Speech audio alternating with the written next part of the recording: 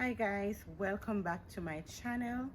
um, Big up all my viewers and my subscribers. Today I'll be sharing some quick tips about what you need to know when you're going to be buying property. And when we speak of property, we're not just speaking of house, but we're also speaking of land. Stay tuned and join me in a few.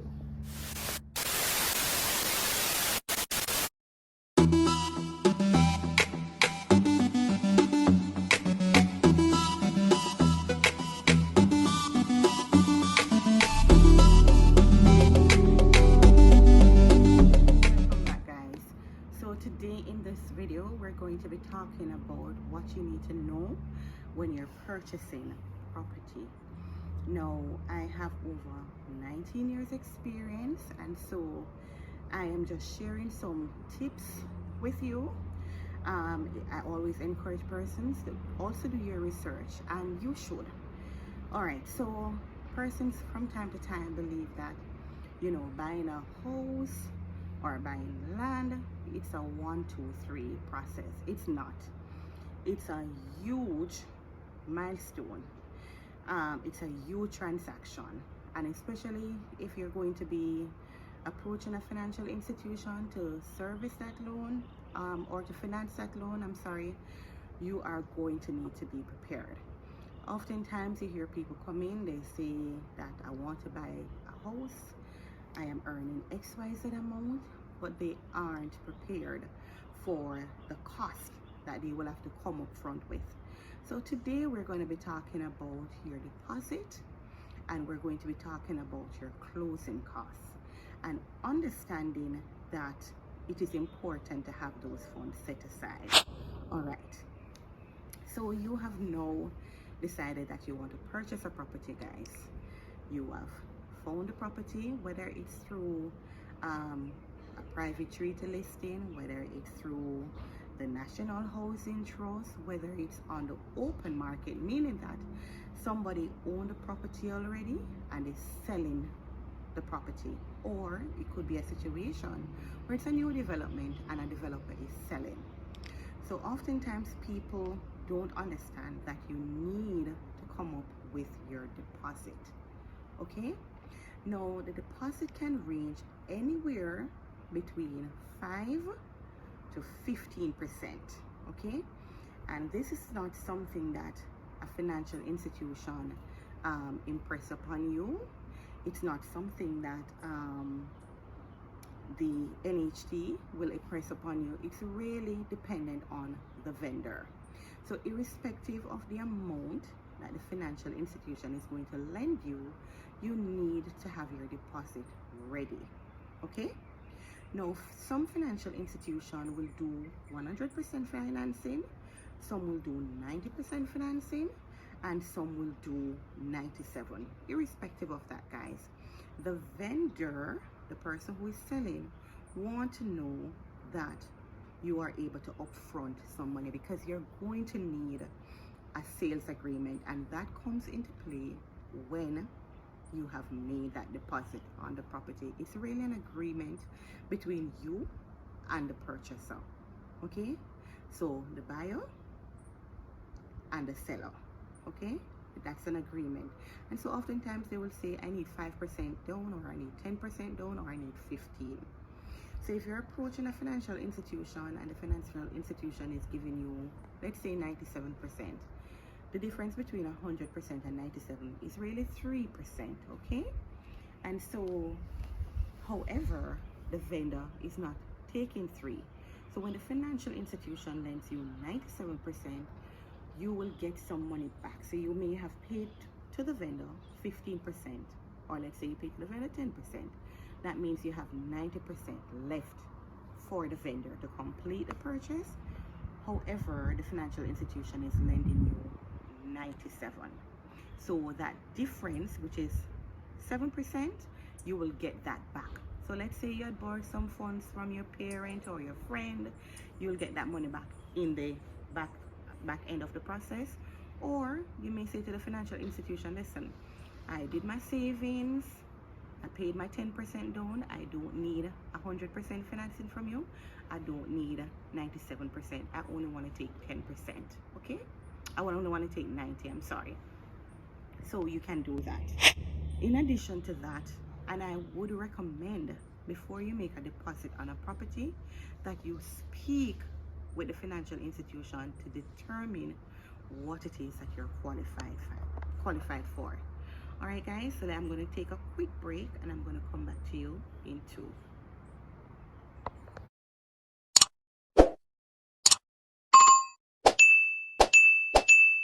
Hi guys, so thank you so much for joining in. I know a lot of you wanted to hear, what I have to say about what you need to do when you're going to be buying a house or buying land.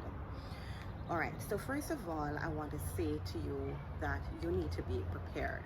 Okay, you need to have some level of savings for your deposit, some level of savings for your closing cost, and in addition to being prepared, because if you're going to be taking a mortgage, the financial institution is going to do a credit check.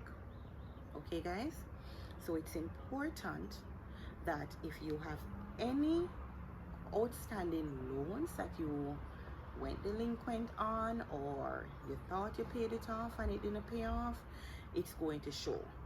So you need to be prepared. You need to visit the credit bureau, you need to visit the financial institution that you had a loan with, and you need to have the necessary discussion. Make sure that you clear that debt. Make sure that your credit report comes out at a very decent score.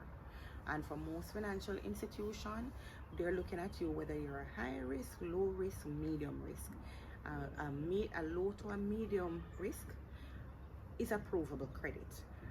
High risk person, not saying that it can't be done, it can be done. You can get an approval if it is that your officer that you're dealing with or the financial institution will apply some level of discretion.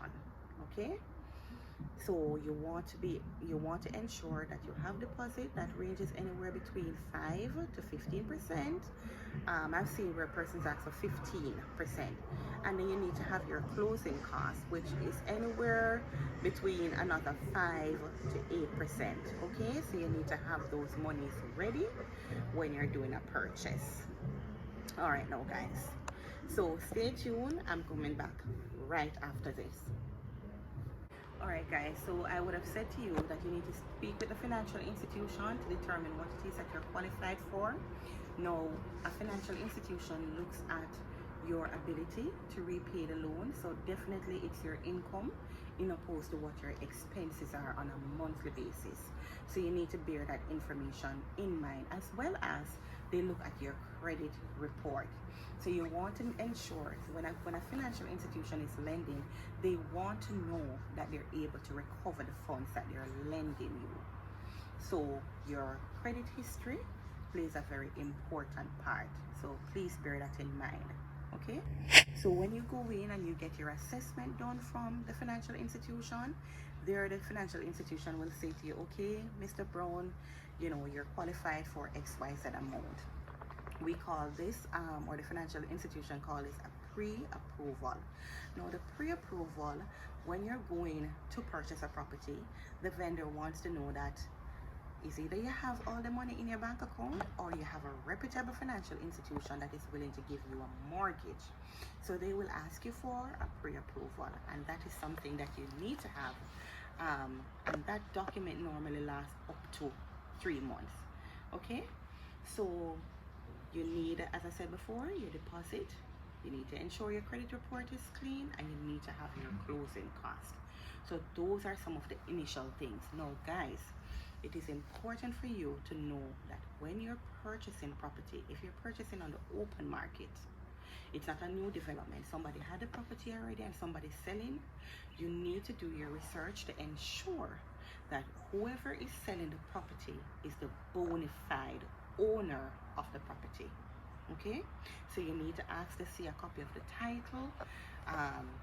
You can have a realtor who is representing you, because a lot of people are not comfortable in doing these transactions, and it's a nerve-wracking transaction, I'm telling you, because everybody wants to own a piece of the rock.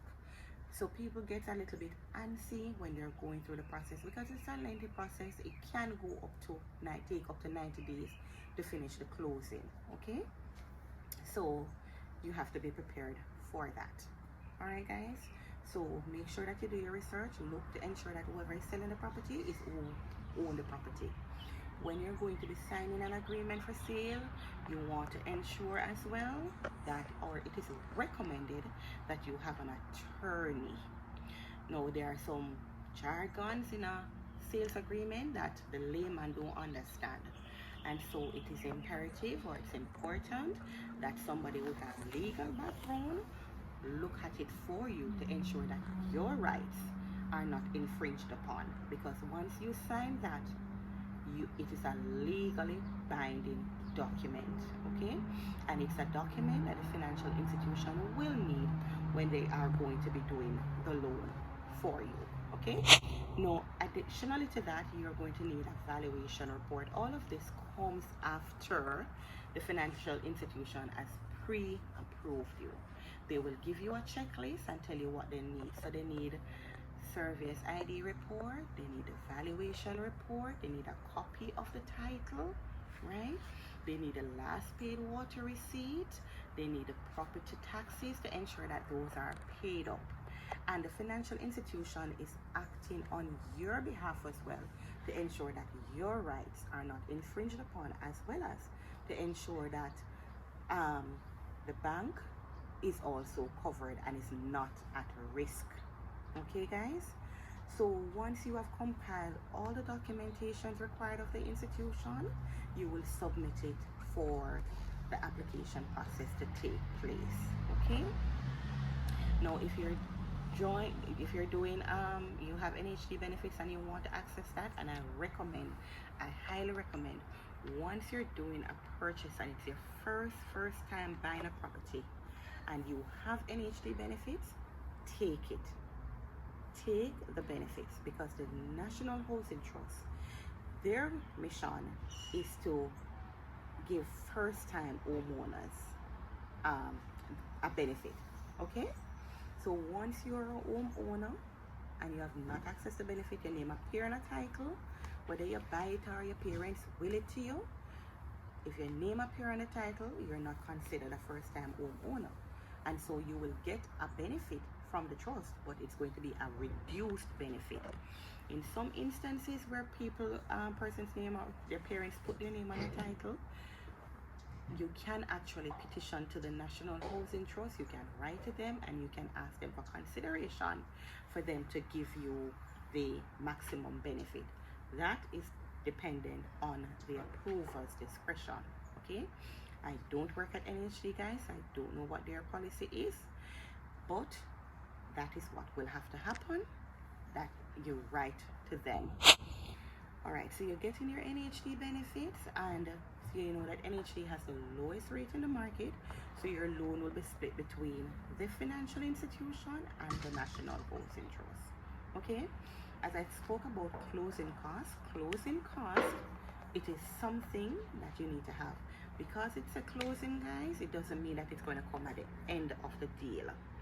Okay, so the moment you approach the institution, the moment you're submitting your documents, the institution needs to see that you have the funds to close, and in your closing costs comes your mortgage registration costs, your prepayable expenses, and the purchaser's half cost transfer, and that cost is split between you and the vendor. And may have to come back with part 2, but remember to like the video, share the video, let me know your feedback, let me know your comments, whatever your questions are, put it in the chat and I'll definitely respond to you. The next time when I come back on part 2, then I'll share some more intricate details as it relates to that closing process. Thank you so much for joining, guys. Remember to like again, share and subscribe. I really appreciate your support. Looking forward to seeing you in the next video. Walk good.